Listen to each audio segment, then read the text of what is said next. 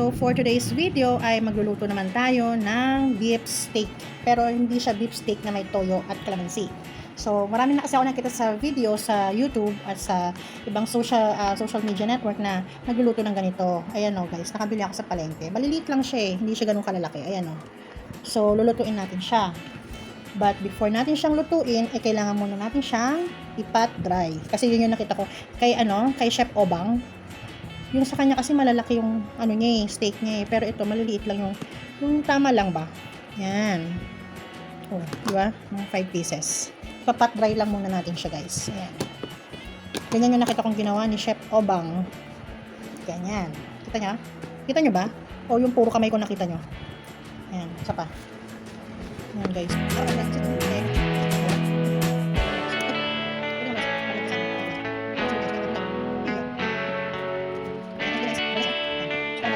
So guys, easy lang naman yung yung ating ingredients dito.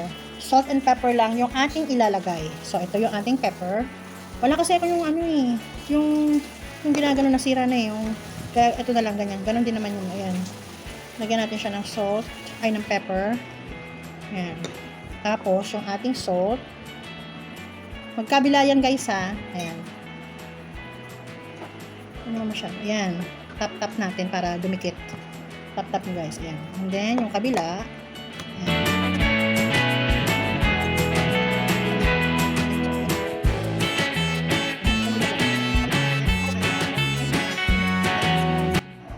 So guys, ito na yung ating kawali. Ito na bigat. Ito natin yung cast iron. Papainitin muna natin siya ng mainit na mainit bago natin ilagay yung ating steak.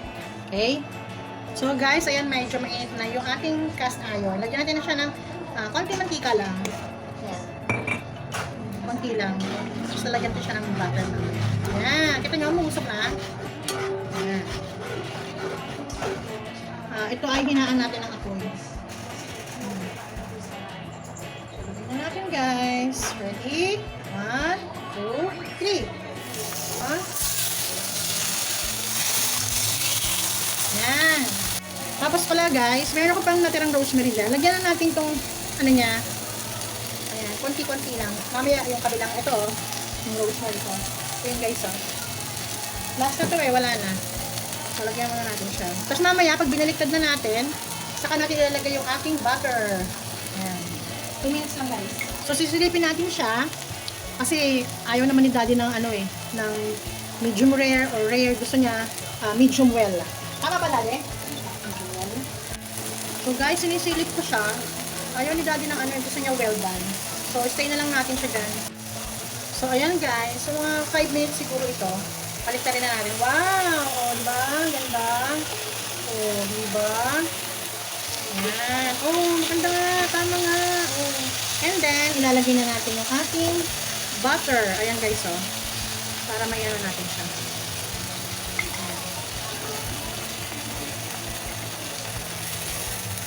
Bango. Ayan. And then, meron pa tayong natirang itong rosemary. Ibudbudin natin. Yan. Ito nyo guys. Tapos guys, gaganyan natin. Ganyan yung nakita ko Yan. Yan. Diba? Oo. Ako, pag nakatala naman ito ni Kuya, tsaka ni Bulso. Nasa loob sila si Kuya worker. Ay, sorry guys. Si Kuya worker mo. Si Bulso naman ay online class.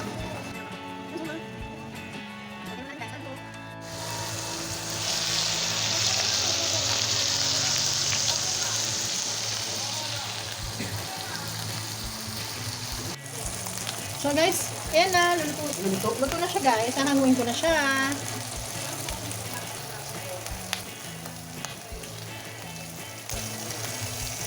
So, ayan guys. O, diba? Luto na.